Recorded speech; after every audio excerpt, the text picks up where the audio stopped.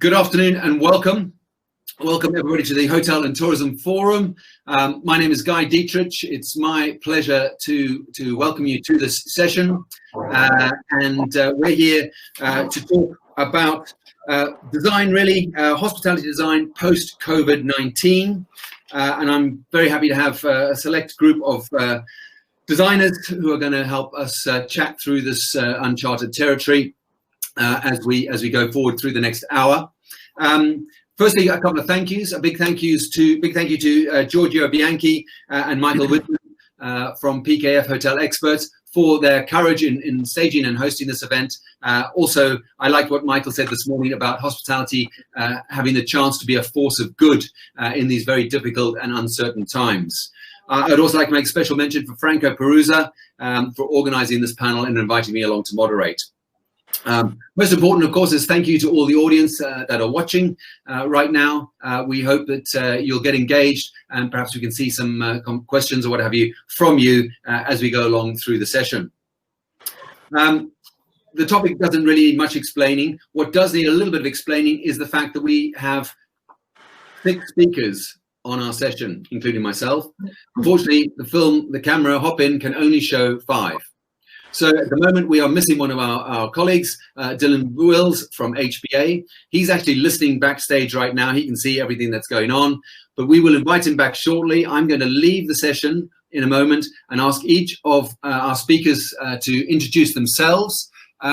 Take a note of this. I think we should start with Paula, then Marco, then Peter, then Eric, and finally Dylan. Okay? That just helps you all know when one is finished. With Paolo, when you've finished, Marco, you pop in. I better make a note of it myself. So we got Paolo, Marco, Peter, Eric, and Dylan. Okay, that's what we're going to do. So I'm going to jump off and Dylan will join us. Each, please just give us a little introduction as to who you are and then we'll move on to the main topic and Dylan will then again jump off. Thanks. Good afternoon to everyone. I'm Paola Navone from Milano. I'm in Milano at the moment in my studio, and I am architect and designer, and my office is divided in 2 groups. One group take care of product design, the other group take care of interior and architecture. And when we have a nice big project, we are very happy because the 2 groups work together and more fun.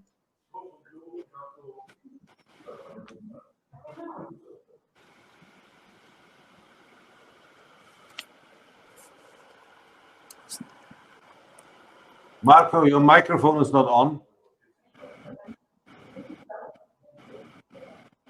Okay, sorry. This is Marco Piva from Milan. As Paula said, ourselves are also architects and designer. We like to work, let's say, all across the different scales of the project as much as possible. So we are very involved at the moment in hospitality industry. And I think that this is going to be for us also a big play area for the next coming years. So this is something that we can discuss later on all together. Thank you for the moment.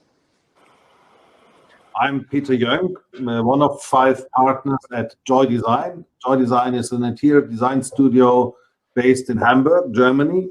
And we have a partner office in India, in Mumbai also, but Joy Design is German.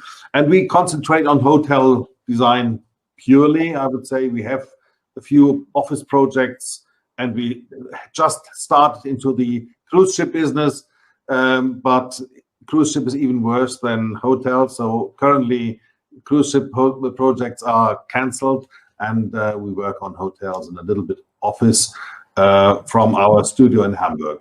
We do interior design only. Good afternoon from my side. My name is Eric Bernard.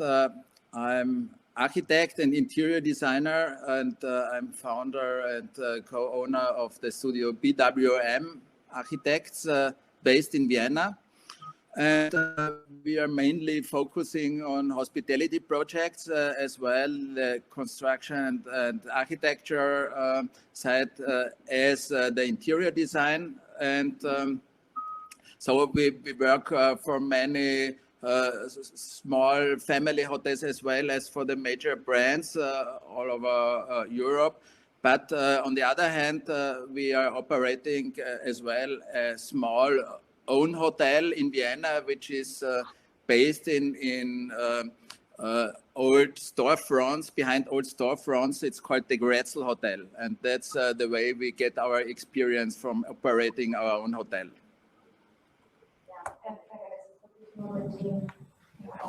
Dylan, microphone. Good afternoon, everybody. I'll try it with microphone this time. My name is Dylan Wells. I am an associate at HBA, Hirsch Fedmer Associates. We're an international interior design firm, a multidisciplinary design firm. We're currently one of the world leaders in hospitality design, and I am based in the London office. Just returned to London after working abroad in America, China, and Singapore. And now I'll pass back to Guy.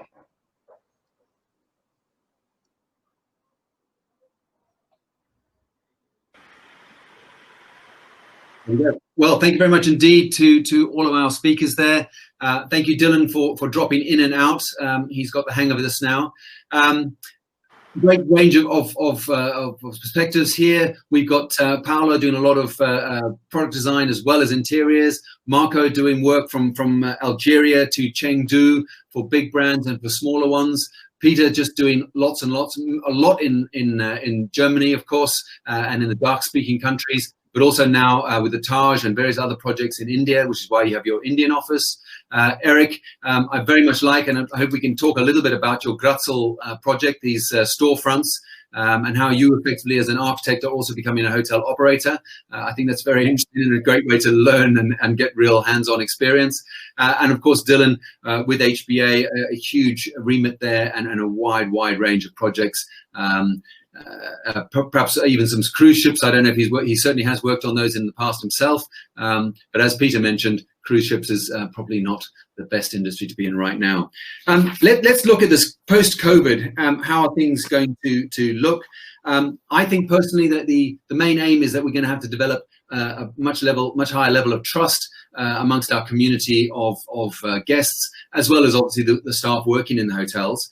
There's an issue of timescale. What can we do immediately and what will be longer term? So new build projects now, how might they change? And then immediately, how are things, what can we do right now today to make these hotels more trustworthy and accept more people into them? So for me, the real issue is, I think the place to start would be looking at health issues. And I don't know who wants to kick this off, but I've got this idea of sanitation and hygiene, and then perhaps rather than using the word social distancing, perhaps a different word that I know Daniel Englander in one of the breakout sessions has been using, physical distancing. His view is that we all, and I think that's it, travel is and business is, and it's so much more fun if this was real and we're all in Milan today, but that's not the reality right now. So rather than social distancing, physical distancing. Two things there: sanitation, hygiene, and this distancing idea. Peter, perhaps you want to pick up on that. What are you seeing, and what are you doing now, and what do you think will happen in the long term with regard to these sort of aspects of hotels?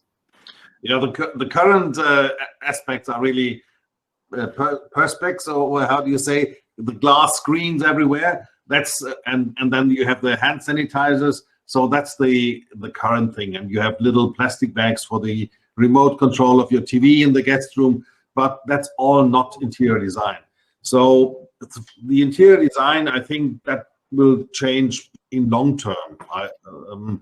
And actually, the crisis that has it's probably a bit long now, but it's a change in society that changes our value systems, and in the end, the interior design. So globalization, that was a long trend, goes more local now again. Local with food, local with holidays, but local also with sourcing of craftsmanship and material. And urbanization was was a trend, but it's now back out of the cities. Mobility is less, 30% less traffic for Lufthansa. So that's probably 30% less guests in the hotels. And connectivity, that always was a trend, but it's now it's a movement. Everybody uses connectivity for real business, not only for socializing. And then for the interior design, community was the big point all the time. You wanted to mingle in the lobby, but community changes to cocooning. That's probably the interior design trend which we have. So the screens will be a piece of furniture like the chairs and the tables in our future projects. And I think divisions, we will have to stay flexible because space is too expensive, but it will be more flexible, and we will use screens. We will probably have private dining rooms again, that because you want to have security with your little family, not only for COVID, but in long term for hygienic reasons. Yeah. Okay, Peter. Let's ask Eric. Have a little think about your Hotel Pals. This where the sort of the line that's been used around that is a place that encourages communication. I know this is an upcoming project of yours, Eric. But you know, how does that look? Because Peter, I'm very interested. You talked about community to cocooning. I agree in a way. Is that down to Eric? Is that down to the design to do that, or should people personally cocoon with their own face covers or which means we wouldn't need to change the design? How is this going to work? I think you have to discern the time during Corona and after the crisis, given that there will be vaccination, and then I think sooner or later, more sooner than later, everybody will return to normal life, because what we learned from Corona crisis is that we miss a lot. We miss parties, we miss events, we miss hugs, and we miss to meet other people directly. We had a lot of Zoom calls and things like this. We had a lot of cocooning now, and now I think we know what we miss, and this is somehow changing the society or changing the game. But of course, we have to be prepared for another crisis sooner or later. So there will be also some hardware changes affecting the lobby areas and all this. And I think our reaction to this issue is that we try to create more space for the public areas, because if it's possible to meet and if it's possible to have to sit on a community table, everybody will sit there. But if there is this physical distancing you were talking about, then you need more space for everything. But the space is not infinite, and so there is not more space in the buildings. But what we do is shifting from lobby to F&B area, from breakfast to restaurant, and there's no certain definition anymore in our projects for lobby, for breakfast, for F&B, for. But arguably, Eric, this has been going on for some years now, where you know, a smart hotel operator will obviously try and encourage flexible use of his spaces, and designers have been doing that anyway. You look at various hotels. I think of the Ace Hotel in London. It's a multi-use. The lobby area, there's a multi-use space all the time. I think the issue is that you're going to have a lot of crowding, and people will not be happy with that. So how do we, Marco, what do you think? What do you think is going to happen with the way that we should be dealing with these health and sanitation issues in going forward? Well, from my side, there is a technical aspect that is linked to the, let's say, all the mechanical MEP structure of the hotels that should be in somehow, you know, revised. That is the start of what we have now, so it is possible to create a very positive intervention on the structure that are already working, you know, that start working very soon again. And we are thinking just for now, you know, for the new projects that we have on the table, to develop new way of creating full sanification, of the hotel with the new tools and new procedures. But this is from the technical point of view. Then you have to demonstrate somehow to the clients that this is really happening, so that the clients will be safe and feel safe in the hotels. But mainly I'm thinking that also we have to think to create a more private kind of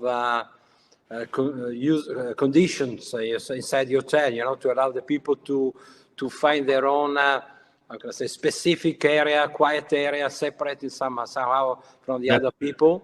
So that means that even the spaces like the restaurant should be, by the design, break into different little area corners with a little bit of dynamical tools, So we have to, this is my quick vision, And then... And thanks, Marco. Paola, how do you think that these hotels are going to be able to encourage this physical distancing while still having a place that is has an atmosphere and a welcome? Because I imagine going into a restaurant that had 100 seats and now there's only 50 people in it, it's going to feel very empty and it's not going to be so much fun. How do you think people are going to deal with that? They feel empty, and also you don't really have a lot of will, you don't really like to go. But I think there is something to say more general. We were locked in Italy, we were locked for 3 months inside the house.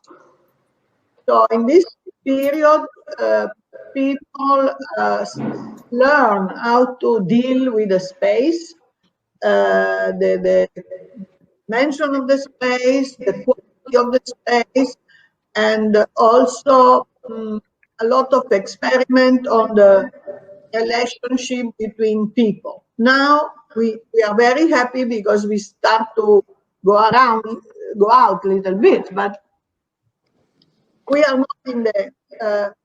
not in inferno anymore. We are not in hell anymore, but we are not in paradise either. We are in the middle of these two, and we are this purgatorio period. We don't know how long this period will be, but I think as soon as we get the solution for vaccine, many of those considerations will drop. What we will retain is new appreciation for space. The luxury of the future is going to be space. We appreciate the possibility to create your own environment and stay with your close friend if you want. So probably I can imagine rooms, small or big, but with everything you want to have to stay one afternoon. When you say smaller rooms, you mean smaller guest rooms, Paola? Excuse me? When you say smaller rooms, did you mean guest rooms? No, I mean small or big, doesn't matter the size of the room. Probably people will appreciate to have in this room more than a bed, a nice refrigerator, a nice possibility to spend also one evening in your room if you don't go out. On the other hand, as I say, luxury is a space, so we have to consider that. Probably the designer can invent system on which probably use the same space for different function. We also learn that light is very important in this lockdown, and we also learn that having little contact with the nature is very important. So balcony, terrace, outdoor, planting, biophilia. I think these are aspects we'll come back to. Yeah, this is very, very. Lots of great very points there. Thanks a lot. In the meantime, we have to clean, we have to sanitize, we have to do whatever we can in terms, technically in terms of sanitization for people to be confident. But I think it's not the end point. Let's ask Dylan for a few thoughts on this sort of the whole health and sanitation type ideas. Dylan, what have you got to add to that? It's difficult for you coming in at the end, but give us some thoughts. Well, COVID was a once in a decade experience. Obviously, this sort of thing is coming up once every 10 years now. The thing that really caught us unaware is the fact that so many countries around the world basically closed the doors. Everybody had to stay at home. I think one of the most important factors moving forward is design has to become more flexible and more adaptable, so that when we do encounter things like this in the future, we don't actually have to close these physical doors so that people can't go into hotels, so they can't go into restaurants. I think short term, design-wise, there isn't an enormous amount we can do. If you look at the hotel companies, the hotel operators, they've lost an immense amount of revenue over the last 3 to 4 months. And to have to pay out more money effectively to change design now is going to be very difficult for them. Coming up in the future, designing more effectively for flexibility and adaptability to be able to change public spaces and create personal cocoons, personal bubbles, but still without compromising the social aspect, I think is going to be the vital essence of moving forward. Exactly. I think everybody's been, after this whole idea of community and collaboration and being together. And now we still want that, but we can't have it, or we don't want to have it because of the health issues. I mean, all I can see is screening, portable screens, move them around a restaurant, for example, so you have some level of cocooning, as Peter mentioned. I think one important aspect, Guy, is when you walk into a lobby, looking at how people move around the lobby, the flow, the direction of traffic, using artwork, using furniture pieces to actually push people around, send them in different locations, and actually guide them around the hotel will become an even more key aspect. What about big yellow arrows on the floor? This way only. Let's try and avoid those. Subtle, isn't it? Yeah. But I think we're going to have to do this. And I think one thing I think we haven't touched on yet is this idea of automation.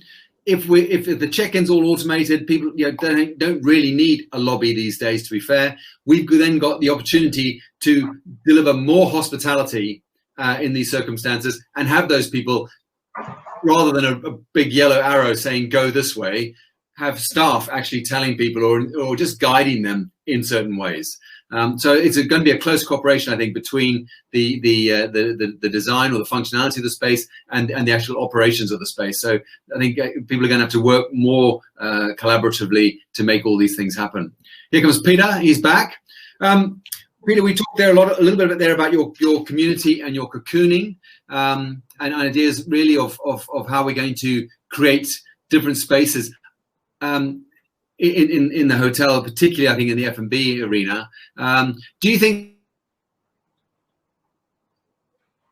Sorry, the sound is off. But I can answer so far because everybody said approximately the same. Cocooning is a trend, but we do not have more space in the hotel. Space is expensive, so we need to be more flexible. And I've learned from Dylan that guiding is a good idea to have just one-way structures in a hotel. The other thing is that we have to screen off not only by perspex screens, but that could be furniture, art pieces, and so on. Those spaces to create zones which can be used differently. And I even think that these communal tables, communal workspaces will still be there in future. Again, that was mentioned already. I think people will forget rather soon, but in long term, there definitely is a trend to search for security and to be less huggy or so. But Eric, you want more hugs. Yeah, I still insist in more hugs. Yeah. I think people will forget soon, as Peter mentioned, and I think hugs will come back. And but I think there will be some aspects that may change or may affect the F&B area permanently, especially regarding the breakfast. Everybody knows this very large. Bye-bye buffet. Bye-bye buffet, exactly. That's it. Bye-bye buffet. But of course, we all know the economic situation of the hotels, and it's not so easy to serve all the breakfast for hundreds of people. So I think the breakfast situation will have an evolution now. A revolution maybe, but it's more an evolution, and I think it's a semi or half served breakfast with islands, different islands focusing on certain aspects like bread and cheese and the cool stuff and the warm stuff. And but Eric, this all implies that there's lots of space, which Paula mentioned. This whole idea of luxury being the big space, and she's absolutely right. People want their own spaces. And it's going to be very difficult. Some hotels will not be up. They're tiny little restaurants trying to do a buffet, and I don't know. I think automation something that might be able to become in the sort of somehow food delivery service that's kind of like front of house rather than back of house, not hidden away, but you see your toast coming down a machine and it lands on your plate and you just go and pick it up. Or I don't know what the reason, the detail will be, but somehow an automated service. I don't believe, to be honest, I don't believe in automation. I believe in more service, a little bit more service, and we have made already our experience with. Also within small F&B areas, because also the big buffet needs, but separating this buffet in several islands, it's not much more space than the big buffet needs. And I think one option could be to open up the kitchen, because I think the trend is going towards a bit more service and less automation, because the automation. I agree with you, more service. Absolutely, but I think opening up the kitchen, I think a lot of people will be very unhappy about that or disinterested. One of my thoughts was, will we see again the chef's table? The whole idea of you being right next to the chef, he's tasting the stuff as he goes along. It's a different way you're thinking about, because the kitchen can have distance. The real kitchen can have distance, but you have only view to the kitchen, and you see there's somebody working and there's a counter, something like a counter, and a served buffet. And it's like in the meeting areas, you had this served buffet stations, and I think this could be easily combined with an opening of a small part, not the whole kitchen, of course, of a small part of the kitchen, but only more or less for the view. And the outcome is a served buffet, more or less. I think. Can I talk? Yeah. Okay. I think. Paula, you have something to add? Yeah, I think there is a possibility to rethink about this whole breakfast adventure. Why in every small, medium, big hotel I have to have an what they call international breakfast? I mean, I agree with Eric. More service is something that we will all appreciate, but also why you cannot serve more local kind of breakfast. Not all the people in the planet eat all these kilometers of things they eat when they go to the hotel. I mean, in Florence, you can serve fresh ricotta, a little bit of prosciutto, one fresh egg. In the mountain, you can serve all the milk, the butter, and cheese, whatever. I think the breakfast can become a concept itself for each different hotels. Okay, we'll see. Hopefully It's Dylan will join a us. kind of design, kind of concept design, but I think operation also need to put his brain into this problem. It's not Okay. something you can solve by design. You have to But invent. design will help, and so I think we need to see even more cooperation between the operators and owners and the designers going forward in order to resolve these situations for everyone's benefit. Dylan, we've been talking there a little bit about F&B spaces and physical distancing therein. Any thoughts about how from you that you could add to the conversation? You've been listening in, of course. I think short term, we will see quite drastic change, especially in hotel environment. I think there'll be a larger dependency on room service. You'll see room service menus expanding so that they're giving more of a choice from the restaurants. I think in as Paula mentioned, having a space in the guest room to spend perhaps a night in, invite one or two of your colleagues to join you, and you have a big enough, not a tiny little work desk to eat your hamburger and chips, is what I end up doing most of the time, but actually have a proper little meal. We could talk about gym equipment as well in a moment. Dylan, back to F&B. And I've also seen come up in the last 2 weeks, particular hotels in Europe, especially in Germany, in Finland, where they're not actually getting the guests buying the rooms to stay in. So what they're actually taking is one floor of the hotel and turning the excess guest rooms into private dining areas, and the restaurants serving up into the guest rooms. So effectively, you have guest rooms sitting empty. What a fantastic idea to be able to use them as private dining space and be able to create revenue from the guest rooms.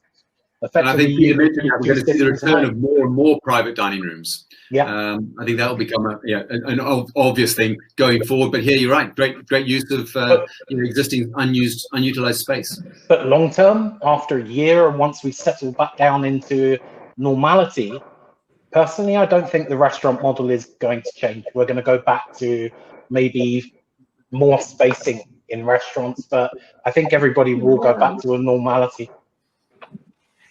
Okay, well, that's I think it is absolutely the case. Paola. No, in fact, in all these bar in Italy, they have the right, without paying the space, to put table now outside or in the piazza or in the outside the own location. And these tables are separate, quite separate. And as a guest, I have to tell you, it's very pleasant to have a table talking to your friend, and another table is there, not to have all these people one on top of the other. So somehow we will not forget this, the fact that we like more space, more. Paola, my shopping experience in my local supermarket. Kiss everybody. But we like to have more space. Exactly. My shopping experience in my supermarket has become so much nicer because there's far less people. I can see everything. I can walk around at ease. I'm not trying to move my trolley from one side to the other. It's great. So yes, space. We keep coming back to it. Your luxury. Guys, I think what about looking at the idea of wellness, something's very close to the many of your hearts, I know, in terms of the work that you're doing. Beyond the spa, I mean, I think spa is a very particular animal, if you like, as to how that will change or be used in future. A lot of private spaces, again, I think that Peter mentioned with the dining.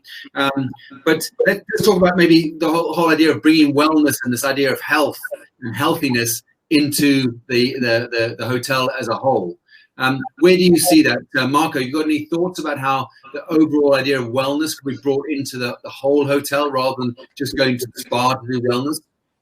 Yes. I think that the main area that will change is going to be the room space. We are really thinking to a new kind of hotels where we have a reduced number of rooms. This is, in my opinion, the future.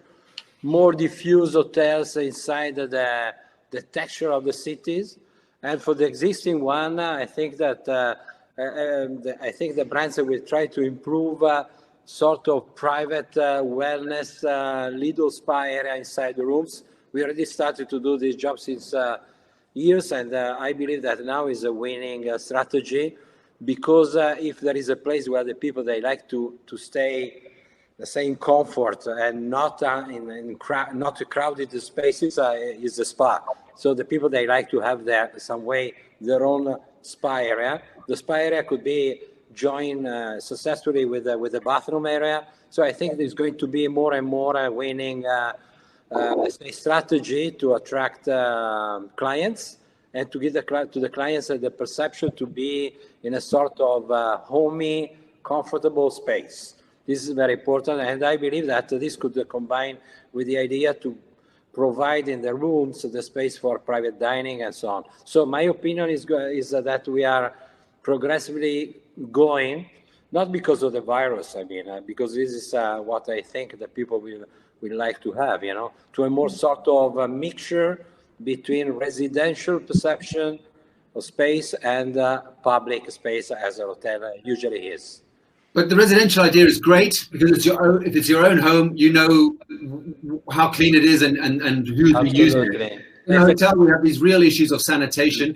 I'd like to go back a second, because we have a question from Alicia Sherba. She asks, how can hotels avoid the cleanliness equivalent of greenwashing, as we had with the environmental issues, so guests can truly trust that a place has been sanitized? I mean, it's not really a design question, but I think it's an important point to raise. You know, yes, we all want a homely, comfort environment, but I'll tell you what, everybody wants it clean, clean, clean. How can we do that and still make a cool and attractive, atmospheric home? I can think of a few ideas, but you tell me. Any thoughts there, Peter, Paola? Yeah. First of all, from the product point of view, the operation has to be aware that they have to take care of the quality of the product they are using, not using thousands of liters of soap. That is a matter of teaching your staff. And from design point of view, do you think there'll be less clutter, Paola? Do you think there'll be less, you know, instead of 12 cushions on the bed, it's going to be none or one or two? No, yeah, but also I don't like to think about my bed headboard in material that cannot be washed. Cannot be, maybe it has to be hard, so people can clean with whatever they need. Or a wood or something like this? A headboard? Of course, nothing that, you know, stay on the bed and nobody wash when you go out and somebody come in. I mean, all these things for sure, we automatically, as a designer, we don't want to touch anymore, you know, textile chair. We are not going to put textile chair around a bedroom anymore, or things like this. Marco, would you agree with that? It's on the side of the designer, but all green stuff, the real big point is from the operation. Yeah, I agree with Paola, because we all know that we all know that the materials have a different kind of reaction, you know, in terms of sanitization, you know. So there are textiles that are not so easy to be clean, like leather, for instance, or fake leather, let's say, that are easier to be clean, or a solid wood chair, you know. So there is an aspect that is linked to material, and materials are the tools of invention. So we can invent anything new, taking into consideration how to clean them, you know. So this is a big area for a new design. But also we know that there are ways to sanity, how do you say, to make it clean, you know, the space, even using normal material. So, I mean, it's a question of balancing, you know, what you are developing in your hotel and what you are offering in terms of quality, you know. We know that today you can perfectly clean a room, you know, in a half an hour, even if it's completely covered by fabric. It's just the perception of the client, you know, and how you can certify what you have done, as I said before, you know, in front of the client. But I believe that there are ways to think the whole hotel design in a different way. Why to renounce to 6 pillows if you can do them in a proper way? You know, I mean, Okay. it's a question. Do you think the touch points like the door handles? I mean, either will have automatic doors that will open without you even touching them. Yeah, you can. That's You the can future. go down your, Right now, your iPhone. will people put antibacterial coatings, a paint or a spray, which means that the bacteria cannot stay on those handles and on the? Just a few 2 words, you know, just to say that we now design a new system of elevators that are self-cleaning. I mean, everything is already there, you know. The technique is already there. You have just to put the thing together using light, using coating, using special material that you can clean in few seconds. Maybe you can spread something to the clients before getting into the elevator. Elevator is one of the most dangerous places. Pinpoint. Yeah, so this is... But I think that's with UV lighting and all these sorts of things. Dylan, I know you mentioned that in a conversation we had earlier. But Peter, you look like you have something to say on this sort of sanitation. I found the less clutter thing quite interesting, because they clash 2 trends. One is the more coziness that we wanted to achieve on one side, which actually needs clutter, a lot of. And on the other side, the hygienic factor. So probably those elements that you really can touch, like the pillows, like the cushions, might get less, but the decorative elements in whatever shelves, on shelves, might... Do you think people are going to look at those and think they're just microbes just sitting in the dust up on those shelves? We all said already that people forget rather soon. So less cushions for the moment, and remote control in a plastic bag is for the moment the choice. Enough. In future, we will certainly forget. But for sure, the phones, the TV will all be controlled through this little machine soon. Yes. We won't even. So only I have touched this. This is fine. I'm not sure I agree with Paolo either about the no textiles on chairs in a guest room. In a public space, for sure, but I'm not sure in a guest room. I think I would want to have a comfortable chair to sit in. But my previous wife was a teacher, and they checked at school whether a wooden cutting bread, I don't know the English word, contains more bacteria than a plastic one, and it doesn't. It's less. So that's an interesting point for materials. Doesn't need all plastic, high gloss, be cleaned. I think nature can be ahead of the game for us. Yeah, that's for sure. There's several other comments on the event side of the conversations, guys. If you look at the chat line on the other tab, I cannot find all of them, but one lady had mentioned very kindly that there's a hotel in Berlin, a big conference hotel, that is doing direct delivery of the buffet out of the kitchen. But there's really too much probably to take in there. So I'm afraid if you want to have a look through those, please go ahead. I've got to keep my eye on who's actually I'm talking to and who's off stage and these things. So, Guy, can I interject on the last subject? Please do. I think talking to any suppliers or any manufacturers out there listening in, obviously one way around the fabric situation at the moment is by increasing the ranges that we have on antimicrobial fabrics.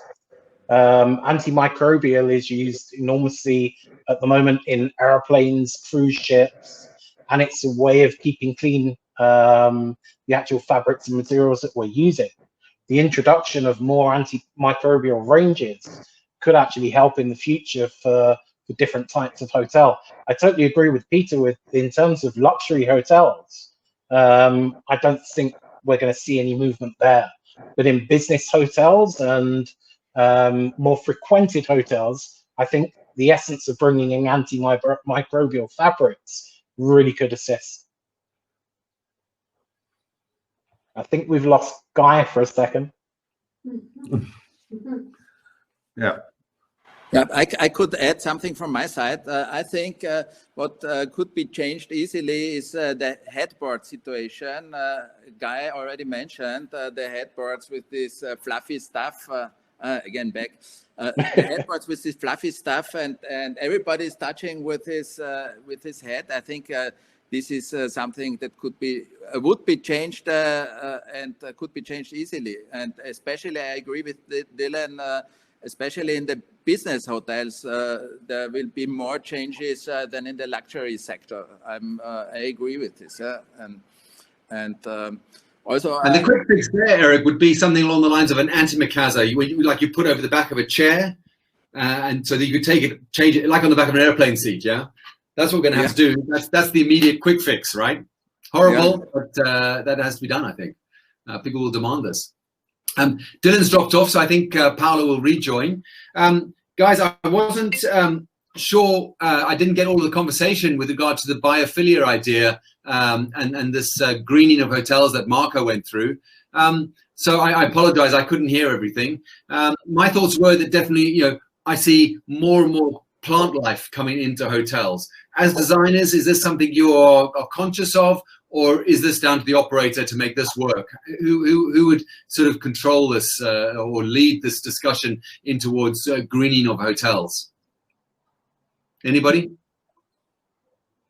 But I think it's not the answer is not one. You have a different perspective, and all the person involved has to somehow participate. We can have some idea, operator has to think about and come out with new performance, new idea also on behavior, and also there is a very big space for new material to be developed and to be created. So I just what particular materials do you see? I just saw a wallpaper with antibacterial wallpaper, and textile can be somehow treated or simply can be washed. If I put a cushion and somebody wash before I come, so I'm very happy too. I mean, what we don't like is to touch something that we are not happy because we have a doubt. Maybe it's not. Maybe it has been perfectly disinfected and everything, but in the back of our brain, a lot of people are a little bit paranoid. So also, of course, and your client are mix of everything. Sure. Anybody like to follow up on this idea? I was thinking more along the ideas of the biophilia, the plants, really like the real plant life in a hotel. You see more and more of this happening.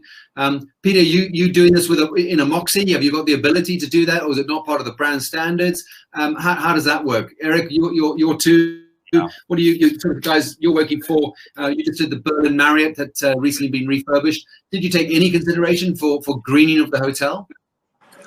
Generally, green is everybody wants to have it, but nobody wants to work because green in a hotel is a nightmare for the housekeeping.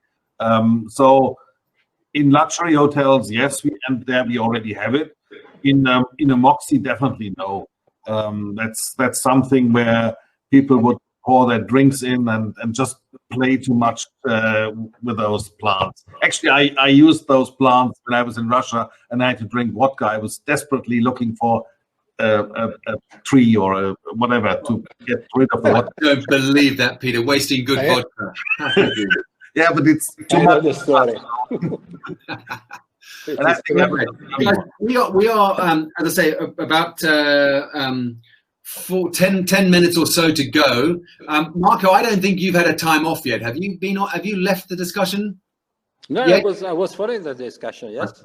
But did you go off screen? I can't remember. No, not yet, but if you want to leave it. Why don't you pop off and we'll get Dylan back on. Yeah. And whilst that's all happening, maybe you guys, the rest of the speakers, could have a little think about other aspects of this sort of post-COVID hotel scene. Perhaps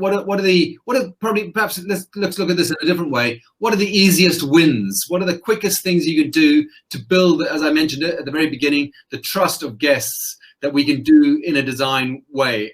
How can we do that as designers to make these hotels more attractive and just hopefully cleaner or more healthy? What are the quick wins? Changing a few UV bulbs, wallpapering all the guest rooms. What are the quickest, easiest wins? I think. Sorry, Eric. Okay, it's Dylan. It's your. I think we need to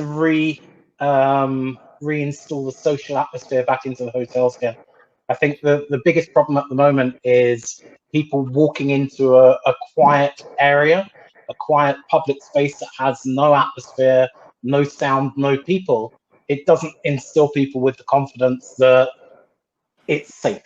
Having people there in a controlled social atmosphere. A bit of music will make people feel safer about a hotel? I think the social atmosphere is calming. It makes people feel that there are lots more people around who feel that security. Being in a hotel lobby by yourself with no one around, I think can be very imposing and give you the wrong feeling. I think you really have to bring that security back in, not only in hotels, but F&B as well. Actually making it feel like it's a safe area to be in a controlled social environment. But that's almost this using Paula's idea of luxury being space, and we all want our own space, but we want it to feel busy. It's a dilemma. Going back to what we were talking about earlier, having these personal bubbles in a lobby. Lobbies over the last 5-10 years have become very social areas. They're not just a reception. You have a bar in there. You have many different uses of a lobby. Actually, just using three-quarter screening where you're giving people that sense of personal security, but you're not actually compromising on the social atmosphere of the area itself. I think that really lends itself to that social interaction again. It was very interesting. I was talking with David Rockwell a few weeks ago, and he mentioned this idea of going into a big restaurant. When you're the first person to be seated in a restaurant, it can feel, like you said, quite intimidating, and you're not really that comfortable, are you? So maybe even then some screening could be used to make you feel a bit more. And then as the restaurant gets livelier, they move them away and everybody's having fun again. To say something with regard to the easy wins that I was trying to focus on. Sorry, Eric, I interrupted you earlier. Yeah, I wanted to come back to the green things you were mentioning, Guy. I think what we are doing now in many restaurants as well as in some lobbies is in order to get the distance we need, the physical distance, and not being empty at the same time or feeling empty and still keeping the coziness feeling, is to work with plants. Of course, it's maybe on the temporary intervention, but it works pretty good. Either working with lamps or plants that are doing this physical distancing without losing coziness. So I think this is one of the quickest things we do all over here, and it's still looking nice. So, of course, I agree with Peter. The plants are a big maintenance costs, but more and more of the housekeeping teams start to like plants. So I think that the lobbies get greener and greener, and the green stuff helps a little bit to keep distance as well. So, but this is I'm only targeting on this distance issue. But I like this idea of the fact that you feel that the jungle of plants may be sort of infiltrating the rest of the hotel and getting its green fingers coming all the way around the hotel. Yeah. And as Dylan mentioned earlier, in the lobby space in particular, the way you can use these devices, furniture, plants, to help with the guidance and what have you of the staff. I'm not sure. I can't see Peter or Paolo at the moment. Can you guys see them? Yeah, they are. So Peter, are you there? Yes. Yeah. Okay, I can't see you, but I know your lovely face. So, Peter, perhaps a quick win from you. What do you think is a quick way that you can help your clients achieve some sort of higher level of trust in hotel operations through design elements that you can do, as I say, quickly? Well, currently it's the hygienic factor is a visible, clean surface. So that's currently a very simple thing, not easy to achieve because the carpet is probably given and you cannot change it to a tile immediately. But the other thing is this secure feeling, which we discussed all the time already, this cocooning. We have to stay flexible. Definitely, lobbies are not getting much larger, but we have to be able to move around and to play with the space, use it for different issues. And as you said, plants can be also moved and create so lively zones, actually, because plants are a living element. Other than that, it's really a screening theme, and I think screen design will be an issue. Marco, that's for you to design, or Paola also, you do furniture design.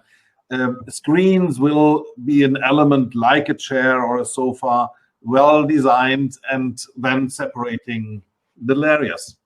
Thank you very much, Peter. It's a lovely link into Paola. Peter, could I just ask you to drop off, and then maybe we could get Marco to come in and give his ideas on a few quick wins. Paola, quick wins on hotels, and perhaps some thoughts on screens and screening. I just want to tell that I love plant. I love plant. I would like to have these no plants these in my room. green Very, very bad. things. I always ask my landscape friend to design green who attack the building, who attack the architecture. I don't want to keep the plant outside. I love when those plants that walk up like that practically eat the whole building, not all the architects. So I very often have a discussion, but I also like plants inside. My only problem is the plants are alive. And when the plants are not alive and in good health, I don't like them anymore. So I need a partner who is really a good indoor landscape designer. So I'm looking for somebody like that. But the problem is the maintenance. Yeah. You need to have, as Peter mentioned, putting plants in a Moxie hotel. You have to do the right project, because this is important. But then you have to have with you operation people. Sure. So it's a little bit chicken and egg. Exactly. But I think we'll see the spread. Alone, I don't know how to do. I think we'll see the spread down through the economy budget hotels, which will take more of a green approach. I've said a number of hostels over the years, and the greening they have there is cactus, and cactus much lower maintenance, so it's all potentially doable. Marco, we've got only a few minutes left, I believe. Tell us a little bit about your quick win, if you have one, for hospitality design in the post-COVID era, and perhaps secondly, your ideas on screens and screening that we've heard a lot about. So your quick win. Yeah, I don't like to have. Marco, are you there? Yes, I'm here. Can you hear me? Can you hear me? Yes, I can hear you. Yeah, sorry. So I was saying that me too. I don't like so much plants around, because I always thought that they were used to be like a decorative issue. Elements are not a part of the architecture or interior design, mainly interior design. So I really prefer to work with the light, to work with different kind of arrangement of the furniture, even if it's already existing, to create some corners or some separate areas. I think that with the help of the interior designer and designer, the hotel brands could rearrange somehow, what they have now, in a different way, try to go through this difficult time, and then gradually go back to what they had before, And talking about screens, I don't like screens that separate. We can use art, for instance, to separate areas. There are different kind of screens. So I prefer to use light, to use art, to use light effect, to separate elements. To create some different kind of environment. That could be gradually going back or evolve in a different kind of interior design concepts. Excellent. Thank you very, very You're much welcome. indeed. That was great. Some good little ideas. There's, I think, some reasonably easy things to do as well. Guys, I'm going to wrap this up now. We're basically on time from what I understand. I'll ask Peter to come back in a second. Perhaps Dylan, you'll do the kind honor. Don't disappear just yet. I want to thank you. Just the small wrap up. The big things I saw there, one key element was this idea of space. And Paolo, you looked at this in the whole idea of space being luxury. I mean, we'd all love to buy time, but we can't buy time. The only thing we really can buy is space. And so I think we're going to see perhaps in a way smaller hotels with bigger rooms, fewer rooms, but bigger. And I think we're going to see obviously more space in between all of us as we physically distance, but hopefully still very social. I love what Peter said about community to cocooning and this great dilemma and how we're going to get across this, because I think this is again a key dilemma to try and tackle and deal with. And then this idea of being flexible and adaptable. And working, I think, much more closely with our operators and our owners to see what is possible and to see what can be brought into the post-COVID hotel design. Lady and gentlemen, thank you all very much indeed. Dylan, perhaps I could say goodbye to you. Peter can just hop on. Yeah, thank you very much, everybody, and so great to be talking with such an esteemed panel. Thank you. Thank you. Guys, Thanks bye all of bye. you. Take care. Please call. Okay, thank you. Thanks a lot, guys. It's been fun. Bye-bye. I hope you've enjoyed yourself. I certainly have. We wait Great to for see you. as soon as possible. Ciao, Peter. Peter, you're here. Thank you very much as well. Thank Bye-bye. you, Paola. Paolo. Thanks very much, everybody. you. Enjoy your afternoon. Ciao. Thanks. Ciao.